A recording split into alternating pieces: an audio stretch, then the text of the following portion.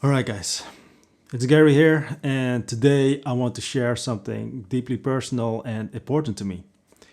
It's a story about a challenge I faced for most of my life: my stutter.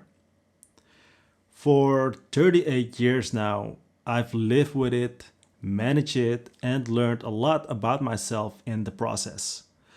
I still don't fully understand what caused it, but I'm here to tell you my story and hopefully inspire anyone who might be struggling with a similar challenge. When I was younger, I suddenly started stuttering. To this day, I don't know why it happened. Maybe it's connected to my eyesight. I remember one day at school, my teacher asked me to read something off the chalkboard. I couldn't see it clearly, so I walked all the way up to the board, pressing my nose almost against it to read the text. Looking back now, I wonder if this moment affected my self esteem so deeply that it triggered the stuttering. Or maybe it was something else. You see, I've always been a thinker. Even as a child, my thoughts moved much faster than my mouth could keep up with. I wasn't like a very talkative kid. I always preferred up to today to observe and think. Maybe my quick mind and slower speech just didn't sync, and that mismatch turned into a stutter. So, stuttering caused me a lot of stress growing up. Simple tasks like ordering at a register or asking for train tickets felt like climbing a mountain. Talking to friends was easier, but I was never the one telling big stories or the one leading conversations. I'll never forget one particular day at school. So, this is elementary school still. The teacher gathered us all in a circle and asked us to pretend to be someone famous. I chose the Dutch prince at that time. Now he is king. Well, anyways, no one guessed who I was, and when the teacher asked me to reveal it, I froze. I couldn't get the words out. It was so embarrassing, and it hurt me deeply. That moment stuck with me up till today. It was a reminder of how much my stutter held me back and how much I wanted to overcome it. My teacher noticed my struggles and spoke to my mom. That's when we decided to try speech therapy. The speech therapist was a young, kind woman who had a calm, soothing presence. She taught me so much, starting with the importance of breathing. She explained that it was okay to take my time when I spoke and that slowing down wasn't a weakness. She helped me understand that my quick thinking didn't need to rush my words. And all of those sessions, man, those sessions were life changing. And over time, I learned to manage my stutter. It didn't disappear completely, but I felt more in control. I could breathe through the stress, focus on my words, and most importantly, believe that my voice mattered. One day, my mom and I went to a scheduled therapy session, but the door was closed, like the door of the office was closed. There was no note, no explanation, so we were like confused. We went home, and the next day, my mom received a heartbreaking call. The therapist had taken her own life. She was gone, and I couldn't believe it. Someone so caring, so kind, and so patient had been struggling silently. It was a profound moment in my life.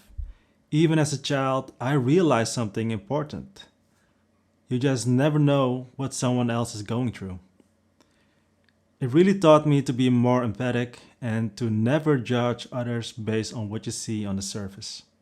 After this strategy, I needed to do it on my own. I knew I could do this, but it just takes a lot of time. So, elementary school went by, and in the meantime, we moved to a different place. We left the quiet town and moved to a big city. From a small, cozy home with a front and backyard to an apartment with a tiny balcony. It was a big change that had a significant impact on my life as a kid. And during this time altogether, I was still stuttering, but a lot less than before.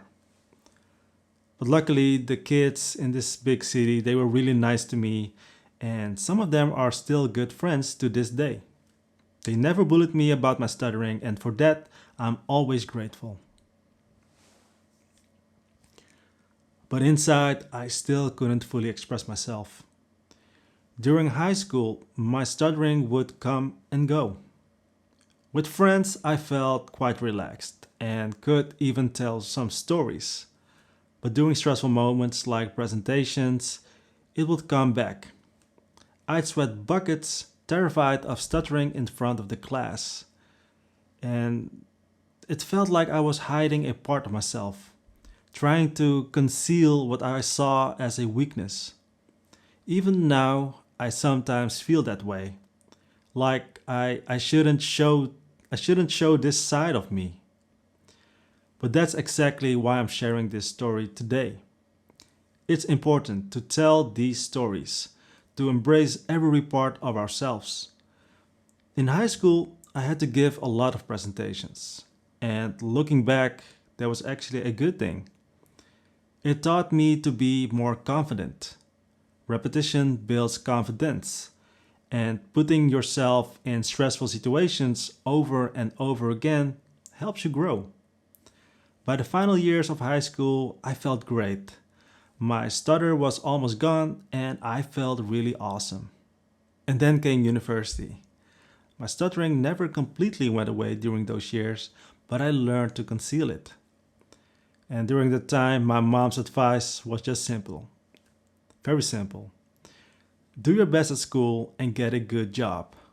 And that was my only inspiration. My siblings and friends had different paths, and I often felt alone. I made some new friends, but I never felt the need to deeply connect with anyone. Later, I studied health sciences, which I enjoyed and eventually completed. But the stuttering was still there. It never left actually. It was still there.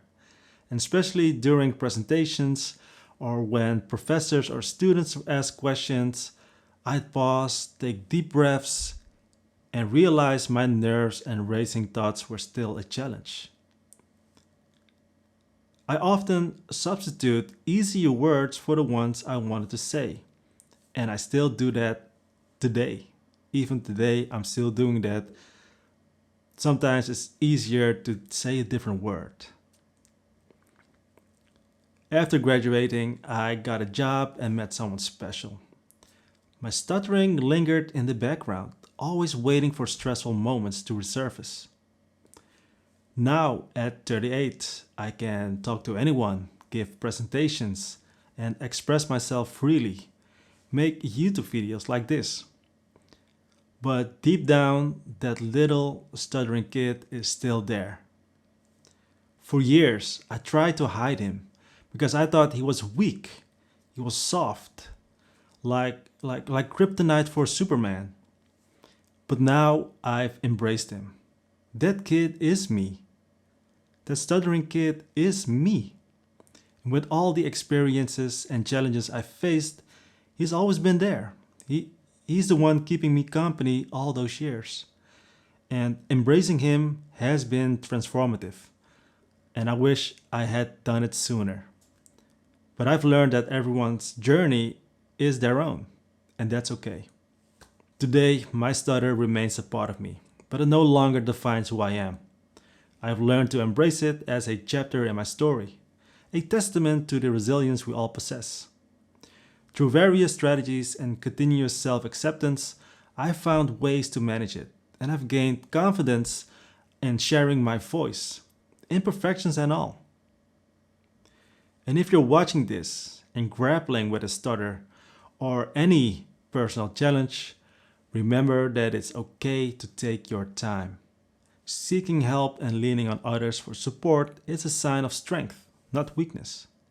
Your voice matters, and sharing your story can be a powerful step towards self acceptance. Thank you for listening to my story. If it resonated with you, please share your thoughts in the comments. Let's create a space where we can support each other and celebrate every voice, no matter how it sounds. See you in the next video.